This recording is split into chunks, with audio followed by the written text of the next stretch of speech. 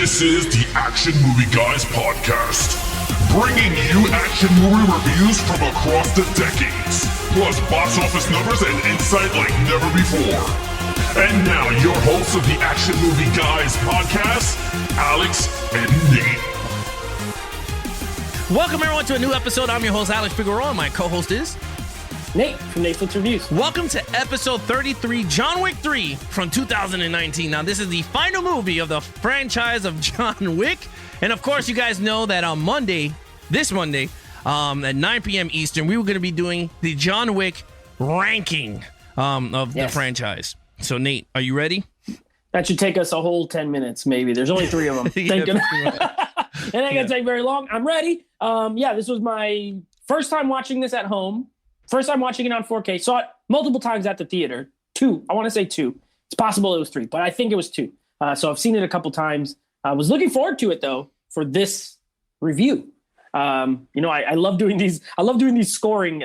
Our scoring system makes watching these action movies a lot of fun. So, yeah, it's funny. This movie I've seen 3 times in the theater.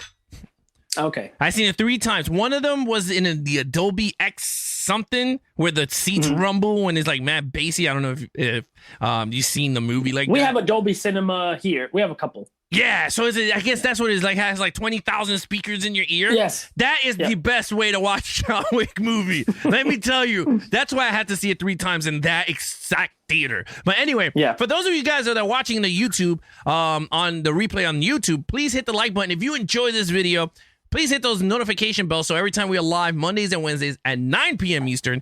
And, of course, when we drop movie reviews and our 4K disc reviews throughout the week, you guys will be notified. So, with that said, let's get right into the John Wick 3 box office numbers. Now, before we get this going, I'm going to have Nate guess this. So, what do you think this is, buddy? This is our new feature where I try to guess how much money this made. I only guess U.S. because that's where I live. I don't try to guess worldwide. Now, I was very close the first 2 times. If I remember correctly, the first one was in the 40-ish range. 41. The second one was, and the second was in the 80-something range, near 90. Yeah. By that math, they have doubled each time. So by that math, I will continue the trend, and I will say that this movie made $172 million US. That is my guess. I'm going to guess slightly less than double 89 or whatever it was. So 172.5. That's my guess. Okay. All right. That's pretty good. But all right. So let's check out if Nate is actually right and will he win the car behind the door. Come on, with that said, here we go. John Wick, Chapter 3, 2019 box office numbers. Domestically, this made... Are you ready, Nate? Oh, shoot. $171,015,687. Dude, Dang. You were off by $1 million, dude. Oh, my gosh. That's the closest I've ever been. That is the closest you ever been. I felt like it was the trajectory, like this one made 40, then it doubled. I was like, why can't it double? This was packed when I went to see it. I remember. So it was okay. Look at me go. Yeah, but so far, successful. International, $156,266,092. It's pretty big. So this is the biggest, both in America and international. Yeah, for a worldwide total of $327,281,779 with a budget of $75 million. This thing is successful. That's why they're doing 4 and 5. So, this is John Wick 300 million. That's what they call it. That's a big number. Look, that's a big number, and it's way more than either of the first 2. Once again, the U.S. was the main. A lot of times you get these movies where the international total is higher than the U.S. now, but not in this franchise. The U.S. is the more every single time, but it's starting to grow here and overseas. So very interesting. But yeah, it's a lot of money. Yeah, so let's get right into the Rotten Tomatoes score. Oh, yeah. Now, you already guys, you guys know already, these first 2 movies had fantastic, both critics and audiences. Oh, wait, but I got to guess. I have to guess. Oh, okay, yeah. Remember, I have to guess. That's right. So, critically, this movie was 92 certified fresh. And the audience score, I will give it a, oh man, I don't want to go higher than a 90. I'll give it an 89. 89. Okay. Yeah. Well, those are safe guesses. Just for the people playing along at home, John Wick 2 had an 89 and an 85. So, you're in the ballpark. And you're in the ballpark with the correct answers, because this one, just like John Wick Chapter 2, had a critical score of 89%. Oh, Rotten Tomatoes. Jesus. So 3% off. And for the audience scores, it had an 86%. So I think you're 3% off on both. Yeah. So, these everyone loves these. The critics love them. The people love them. Everyone loves them because those are very good Rotten Tomato scores, both. Yeah, I mean, critically, yes. I mean, so far it was so good. We haven't gotten a nasty review yet. The lowest one was the first movie at 86. So wow, that's low. That's the lowest. Yeah, those are higher than DC movies. DC movies can't even sniff those numbers. Jesus. All right. Times. Yeah. Yeah. Well, of course, we already know what happens here. We don't care about no Rotten Tomatoes. We don't care about the critic scores, and we don't even care what the people have to say. You people are here to watch what we have to say on John Wick Chapter 3. So, with that said, let's start this off with lead character John Wick, Nate. All right, so this might be, it's not controversial, but this will be the first one where my score is a little different.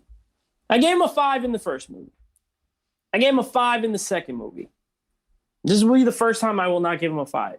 Spoiler alert. Now, relax, because I'm not going very far down. But I don't know. You know what? Rewatching these all like close together, it was interesting because this is the first time I watched them like within a week of each other, each one. You know what I mean? When we watch these movies, I watch them about a week apart, typically. That way I don't get sick of them. Not that I get sick of this, but like Terminator, for example. Like I had to space them out. So I watch them about a week apart.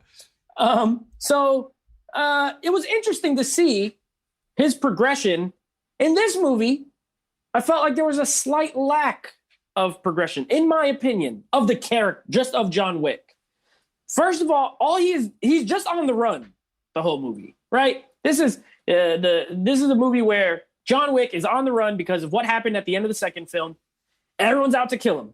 The first 30 minutes, he barely talks. He barely does anything. All he does is fight guys and run away. It's awesome fighting. Don't get me wrong. It's incredible. The action scenes, and we're going to get to them later. Great.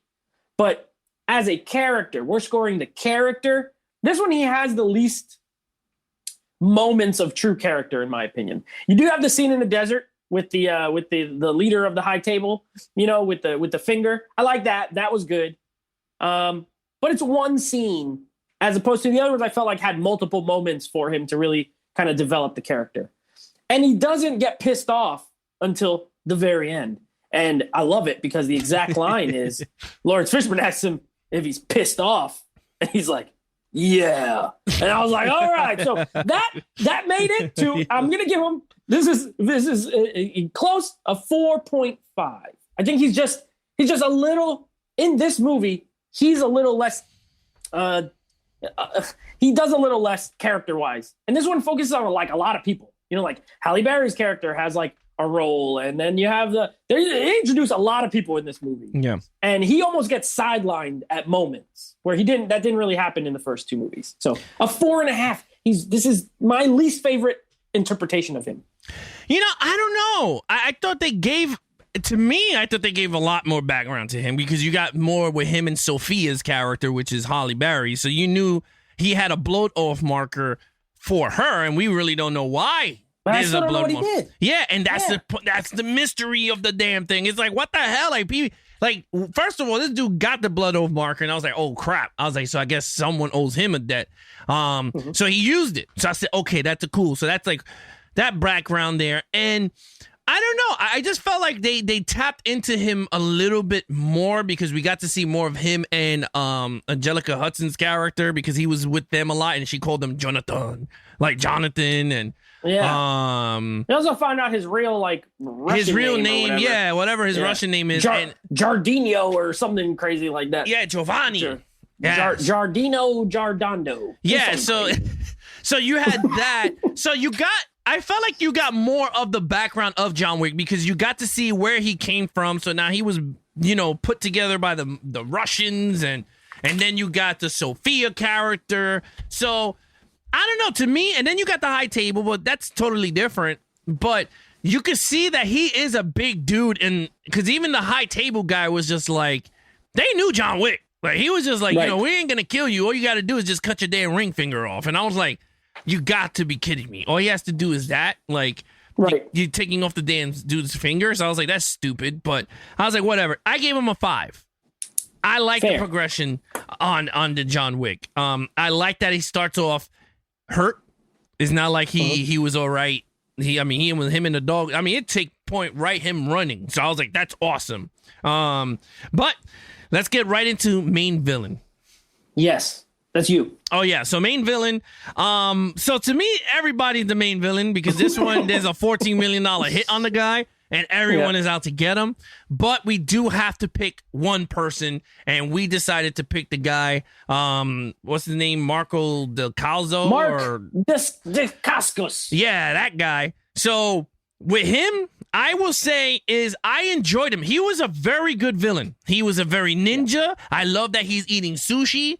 He was a sushi chef when they first got up to him, and I kind of like that. That was pretty cool. I like that he was like that. I like they brought the ninja element to John Wick because I feel like every movie there's something. We got the bums in part 2, right? Because that's when they introduced Lauren Fishburne, the Bowery King. Now we got ninja assassins, and I was like, this is freaking badass. So I'm like, this is pretty cool. I like his character for that. I like the fight between him and John Wick at the end. Thought that was a pretty cool fight scene between the two characters. I thought, you know what? I liked him a lot. I give him a 5. I gave him a 5. I think he was a pretty good villain. He was really believable. He wasn't a corny villain. Like, we've been watching a lot of corny villains, and I don't think he fell under that umbrella of corniness. Like, his acting was really good. His fighting was really good because he did his own stunts. You could tell. Yeah. And I think everything stars aligned for the villain, so I gave him a 5. Nice. Okay, yeah, I'm a little below that, but I did really enjoy him in this. We're back to normal, man. Yeah. Generous Al is back. That's right. That was 1 week. We had 1 week of Generous Nate. That was it. Yeah. No, I did like him, though. But we're not that far off. I give him a 4. I thought he was good. He's the first in this series who can go up against John Wick and last more than 5 seconds before dying. You know what I mean? He could fight him one-on-one. The henchman fight, though, was way better when those two dudes are fighting him and throwing him through all the glass. Oh my gosh, it was so sick. Plus, I love where they fought. Like, I love the visual of that big screen and the glass and everything. It's awesome. But he's funny in this, like when the adjudicator first goes to him, he's speaking like with a Japanese accent, and then all of a sudden he speaks English, like perfect American English. Once he knows who she is, he drops the sushi guy act. The sushi guy. And I love the scene where when they're in the Continental, they can't fight, and he comes and sits next to him, and he sits so close to him, he sits like right, almost like on his lap. And then John Wick gets up and moves to the other chair, and he's like, "I'm such a big fan. Like you have not disappointed." Blah blah blah. I love that part. I think it's great. I thought he was really good in this. The only reason I gave him a 4 and not a 5 is because there's no backstory to him, so I'm not fully invested with the character. And also, even though he's the only one who fought him, he didn't have like, I don't know, there's something missing as far as just like that real big time threat. You know what I mean? And then the villains in John Wick, for me, I've given all of them, I gave Santino a 3, but I gave the first guy a 4 too. None of them have blown me away yet. Maybe in 4, depending what happens with a certain character that turns at the end here, maybe, we'll get that first one that's like, ooh, that's real close to home. But as such, I gave it a 4. Hey, there ain't no problem with that. Now, action scenes. 5. No, we don't mess around here. We don't mess around here. We're not here to yank your chain or anything like that. These movies have the best action in them of all modern action films. It is what it is. Fight me about it if you don't agree. It's true. I promise you it's true. And this one, you're right, Alex. This is the first one that really introduces a real Asian influence. It's the first one that has like ninjas and swords and like, stuff like that. The other ones don't really have that. A lot of gunplay in the other movies. And if you watch them close together, it's interesting to see the progression of the style of action. This one has more heavy on hand-to-hand than it is with guns in the other movies, which I like. I love like the hand-to-hand mix, right? And this one is brutal. This one's more violent than the other ones, in my opinion. That scene where he stabs that dude in the eye with the knife, real slow, is like it's gory. It's almost like something from a horror film. I love the part where he throws the axe at the dude's head at the beginning. The whole knife fight scene is awesome. When there's like throwing knives at each other and stuff. Love it. They got motorcycles this time. Motorcycles with swords. We got horses. This movie gave us maybe the most iconic image of John Wick, which is John Wick riding through New York City on the back of a horse. This was like everywhere online. Everyone was posting the pictures of it. It's great. It's beautiful. It's well shot. You can see everything that's happening. Once again, the dogs, Halle Berry and the dogs. There's such a good mix in this. This one has the best mix of different styles of action. I absolutely love it. 5 out of 5. Yeah, I mean, look, I'm not gonna hold my tongue. It's absolutely 5. It's crazy because I always say is that if a movie escalates the action and story, then it's a successful franchise. And this movie proved that you can continue this franchise and people will still flock to the theater to see it as long as you give it what people want. More of the mystery lore of the entire Assassin War. You give us a little bit, like a drug. You give us a little bit, we'll go. We'll go. As long as you give us little bits and pieces of how this assassin world works. And that's what they're giving us. And in this movie proved it. With the fighting, we got the ninjas coming out of the blue. And they were ninjas, bro. Like, I couldn't even hear them on my Atmos sound when they fell. All you heard was, yeah. Like, I was like, holy crap, you didn't hear nothing. I was like, that's awesome. He slapped the horse's ass to kill the dude.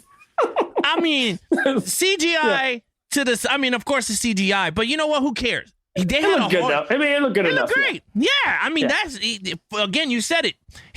And you're right. I think this is the most iconic look of John Wick is on that horse. Because he looked, he's all bloodied up and he's like on the run, riding through the streets of New York. And you're right. That and him on the motorcycle fighting with the swords. I think that's the iconic, like that's the two big iconic scenes right there.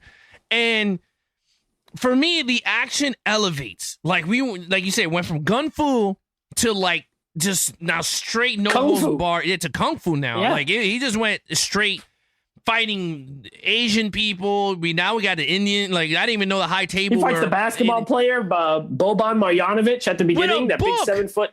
Yeah, that was amazing. Was it Kof McGraw, right? When they fight with anything in their hand. That scene is brutal too. That's what I'm saying. Is brutal. So violent. Yeah, my favorite scene in the movie. And I know people go like, "Are you serious with that?" I love when he's running through the warehouse and he starts to put together the gun, the revolver, and he's taking the pieces, and then he puts that one bullet that took like a big thick bullet in there. And then he shot the one guy, and then he just left the gun there. I was like, dude, you did all that work just to shoot one dude? Like, I loved it. It was like that. It was just so amazing on how tactically trained he is to put pieces of guns together to get out of a situation. Like, he just used one bullet and knew this gun ain't going to work.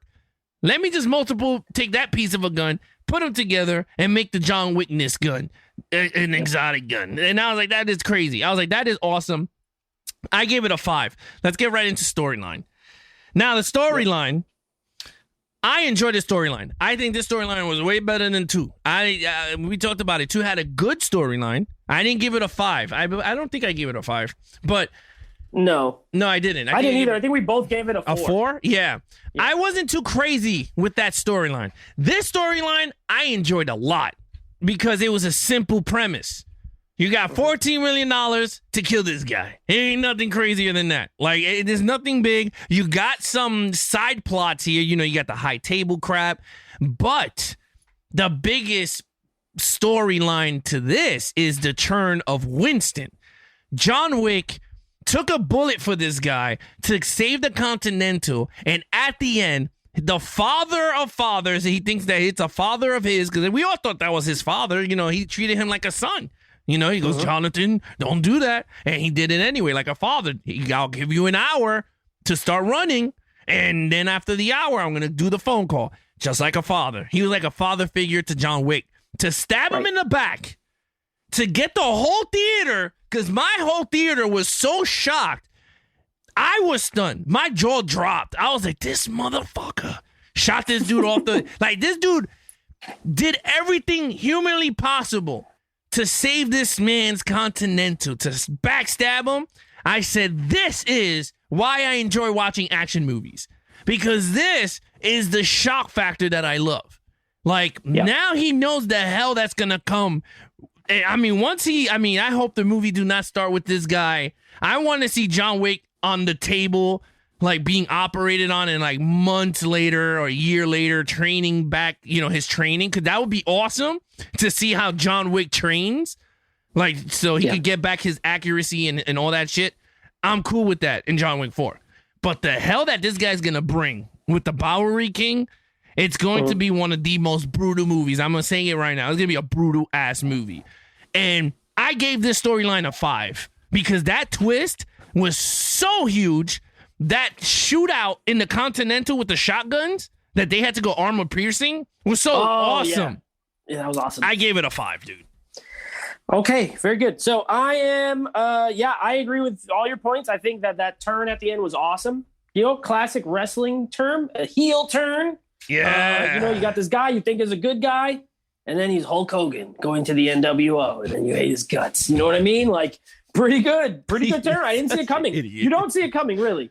Now, there's a few things I don't love in this storyline. One, the adjudicator character. Do not like. Not a fan.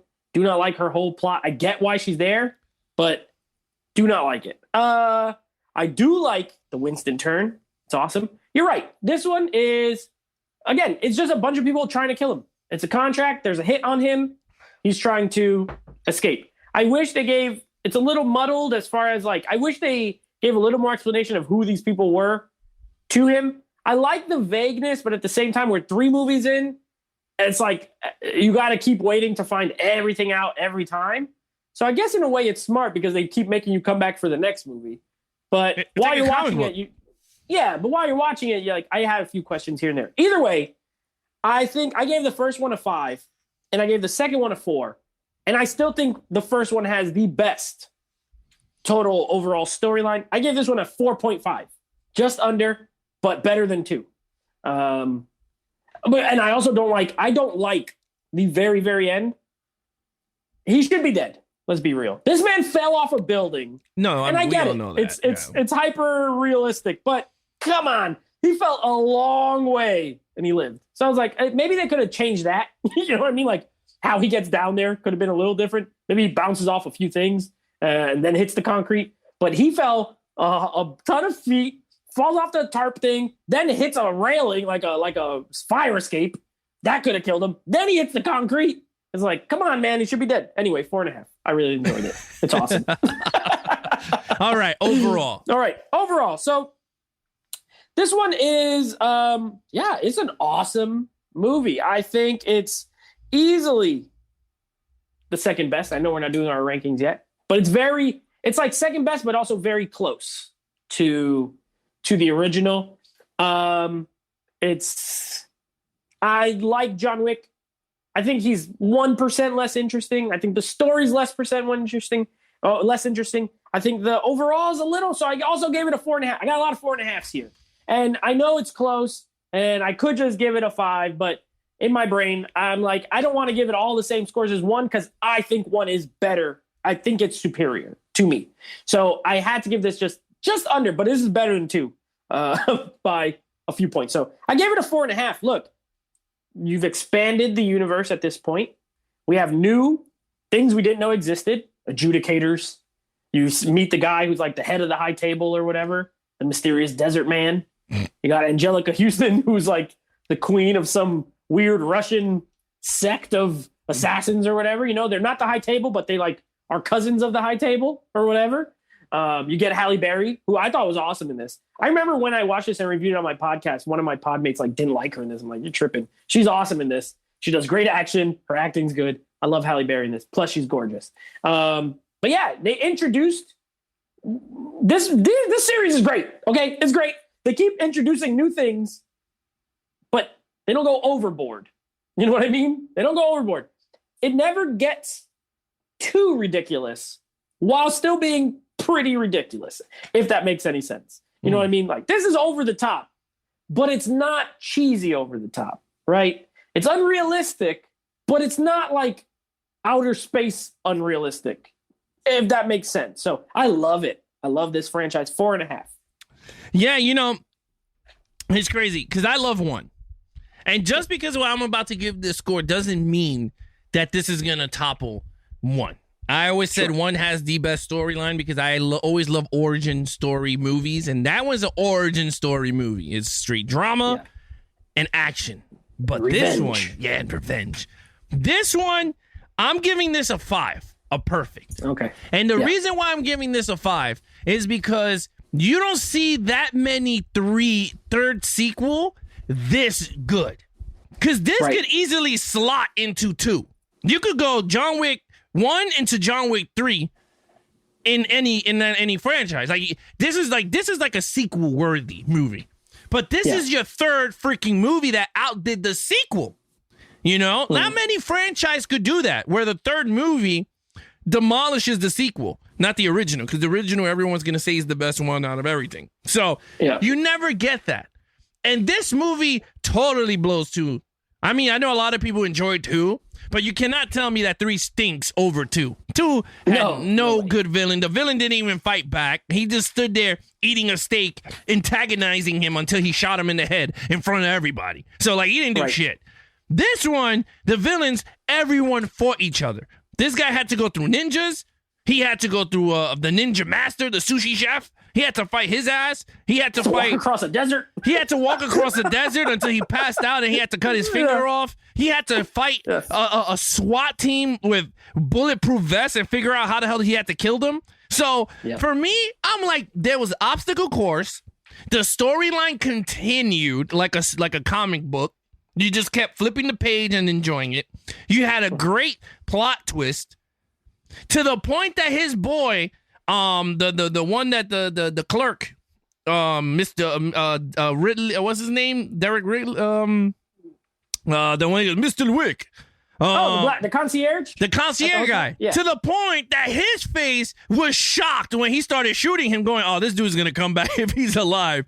We're screwed because he knows what's going to happen now. So, look, with that, I gave it a 5. And that does not mean that I think this movie's superior than 1. I just think this one I enjoy. I watched this damn thing in the theater a lot of times. I watched this multiple times in 4K. So, and this is like when we had to review this, I was like, yes, I'm okay to watch this again. Nice. As 2, where I was like, oh crap, I gotta sit through this San Antonio dude that doesn't do nothing. So, with that said, that is a 5. Total points, Nate.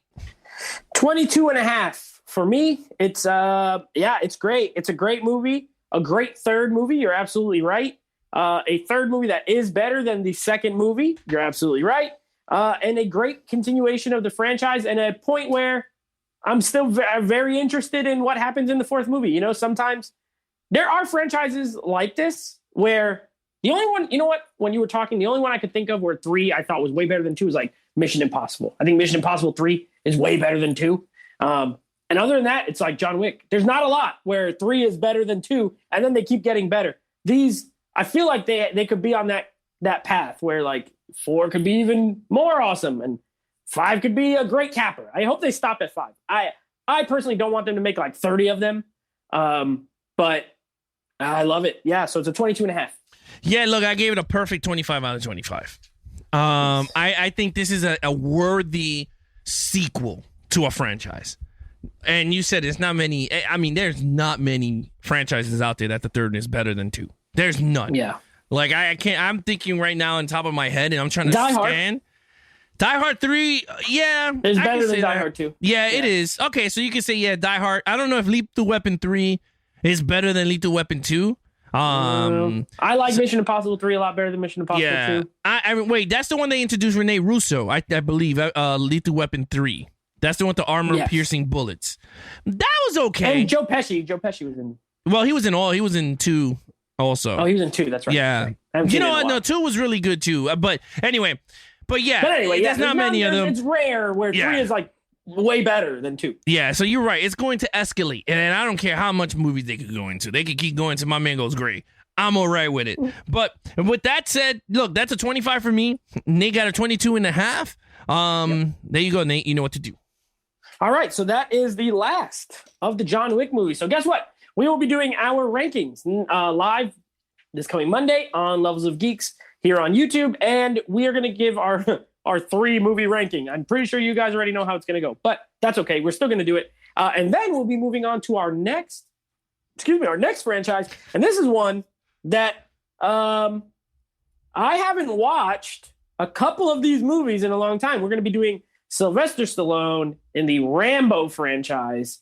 I have only seen First Blood Part 2 and Rambo 3 one time each. The other ones I've seen one multiple times. I've seen Rambo multiple times. And the last one I saw recently because it was new. So I haven't watched those in years. So interesting to see. I know Alex is a big fan of this franchise. So, for me, it was Terminator that I picked because I love it. For him, it was Rambo that he really wanted to do. So we're going to be doing the 5 Rambo films starting next week.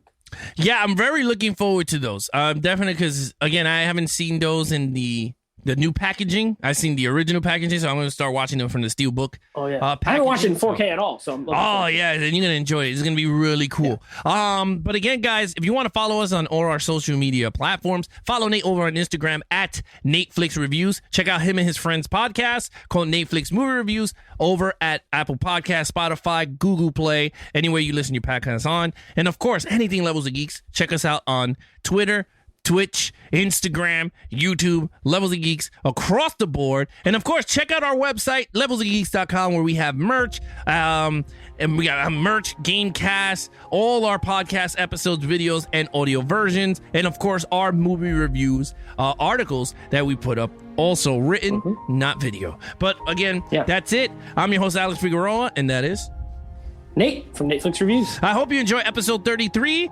John Wick, Chapter 3, 2019. And for those of you on YouTube, please hit that like button on notification bell so every time we go live Monday and Wednesdays at 9 p.m. and our videos drop weekly, you guys will be notified. Till then, be awesome to each other and geek out.